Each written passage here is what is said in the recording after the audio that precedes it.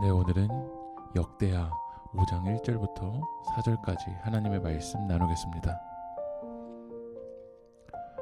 외적인 성전을 건축하는 것보다 그 안에 어떤 것으로 채우는지가 더 중요합니다.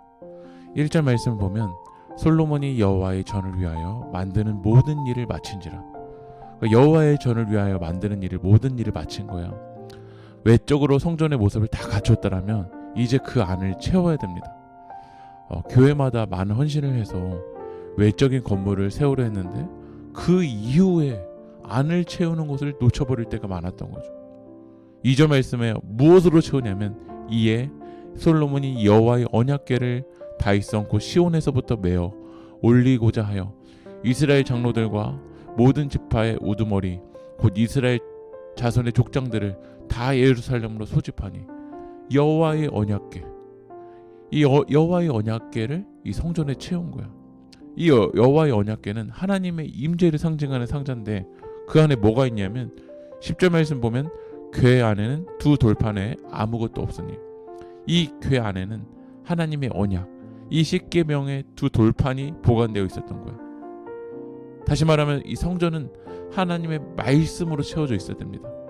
이스라엘 왕들이 타락할 때 이 성전 안에 하나님의 말씀보다 다른 우상들로 채워져 있을 때 무너졌던 거예요.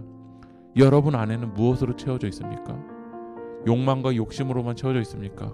아니면 하나님의 말씀으로 채워져 있습니까? 오늘 시간 하나님의 말씀으로 우리 삶을 채울 때 여러분의 삶이 승리할 줄 믿습니다. 그런데 그 언약궤를 어떻게 가져오냐면 4절 말씀 보면 이스라엘 장로들이 이름에 레위 사람들이 궤를 매니라. 궤를 어깨에 메고 와요. 이것이 바로 하나님의 말씀대로 움직이는 거예요. 그런데 다윗은 어깨에 메고지 않고 수레에 끌고 오다가 결국 웃사가 죽게 되는 일이 벌어졌어요. 하나님의 말씀을 너무 쉽게 수레에 끌듯이 생각하는 사람들이 많아요.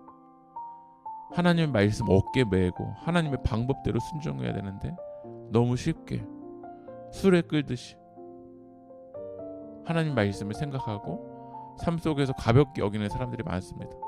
오늘 여러분들이 하나님 말씀을 들었다면 우리 삶 속에서는 어깨에 메고 움직여야 될 줄 믿습니다.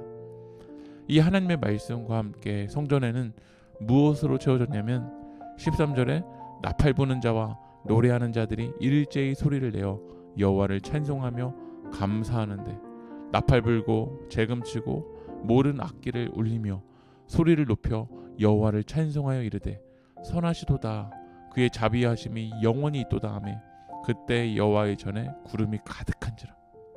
하나님의 말씀과 함께 성전에는 하나님을 찬송하고 하나님을 감사하는 소리가 울려 퍼졌어요. 그 찬송의 내용은 뭐였냐면 하나님은 선하십니다. 하나님은 자비하십니다. 그 하나님의 선하심과 자비하심이 영원하다고 노래합니다. 오늘 하루도 우리는 우리를 선하신 길로 인도하신, 우리에게 은혜 베푸신 선하시고 그 자비하신 하나님을 영원히 노래해야 될 줄 믿습니다.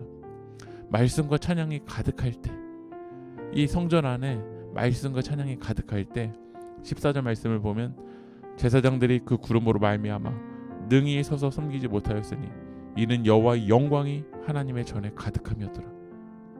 말씀과 찬양이 있을 때 여호와의 영광도 하나님의 전에 가득하다라는 거야. 아무리 금으로 성전을 져도 보석으로 성전을 져도 그 안에 하나님의 영광이 없다면 빈 껍데기입니다. 우리도 외적으로 아무리 화려한 삶을 살지라도 하나님의 임재가 없다면 우리 빈 껍데기예요. 오늘 이 시간 이 솔로몬 성전에 하나님의 영광이 가득했던 것처럼, 하나님의 말씀과 찬양이 가득했던 것처럼 우리 삶에 하나님의 말씀과 찬양이 가득한 삶이 될 수 있게 달라고 기도하는 여러분들 되게 소망합니다. 기도하겠습니다. 하나님, 제 삶 속에 말씀과 찬양으로 채워지게 하시고 여호와의 영광으로 가득히 채워질 수 있도록 주님 인도하여 주시옵소서. 예수님의 이름으로 기도합니다. 아멘.